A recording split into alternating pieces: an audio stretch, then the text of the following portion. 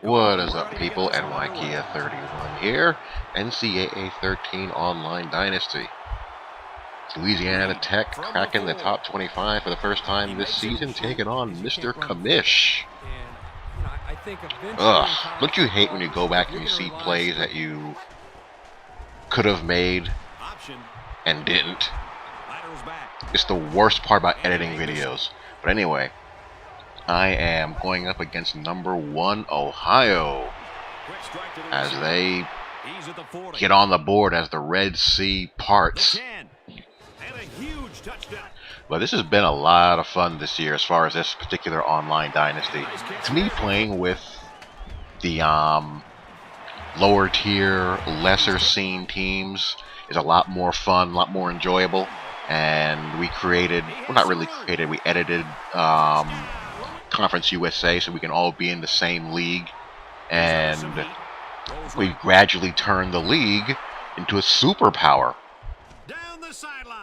Recruiting is a little bit too easy. It's a lot too easy, actually. So when you're playing with the power teams, you're just perennially going to be loaded. While with these teams, you got to weed out the players that suck. You're not going to always get great players right away. You'll get your fair share of, 3-star guys who turn out to be pretty good, 4-star guys and whatnot, but you're not going to be loaded within, 1 or 2 seasons. At least not most of the time. But even then, recruiting is still a little bit too easy.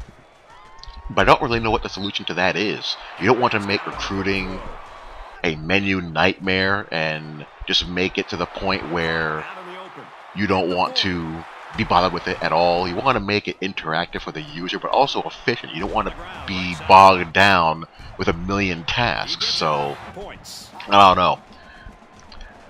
I know that they changed some of the recruiting methods for NCAA 14 and all that good stuff, but how it's going to either add difficulty to the recruiting process, make it easier, or just leave it the same remains to be seen. As we get the user pick here on the wheel, one of the advantages of slot corner used from time to time. And now I have a chance to tie this sucker as it looked like it was going to get away, from me for a little while. This is one of my favorite run and shoot plays. Dial up the old curl flat wheel combo with a backside drag. And as I said in the previous video, I'm going to go into schemes and strategy again once the new games drop. The year is pretty much over, so I don't really see too much of a point on doing that until then. I know a couple of people have asked about using over and under fronts, and I'll go over that once the new game drops, as far as 4-3 over, 4-3 under and over fronts out of the 4-2-5, as well as what the different sets in the 3-4 playbooks are used for, and how to get them to work, the hows, whens, and whys, as well as run and shoot, spread, air raid kind of things. That is just ugly. First of all, how in the world was he able to physically get a pitch off and get one off accurate? And here I just take a terrible angle, so I did not expect this guy to have this kind of speed. And just when I got back into the game, I'm back down 31-17, so on the march again. Mixing in all flavors of the run and shoot. My run and shoot playbook is like your parents' cheesy radio station, a mix of the 80s, 90s, and today. The flexbone double slots is the Mouse Davis style, old school run and shoot. The ace spread and the ace trips is the 90s John Jenkins, and the pistol and shotgun is the modern June Jones flavor. So I just take it game to game as far as which one I spend a lot of time in, which ones I don't use at all. Some games I'm not in the flex or ace hardly ever. I'm virtually pistol or shotgun. Some games I'm under center a lot. Depending on the quarterback, I'll be in the flex bone a little bit more. Like this particular guy, he's really accurate. Doesn't have a great arm, good enough arm, but his accuracy is high.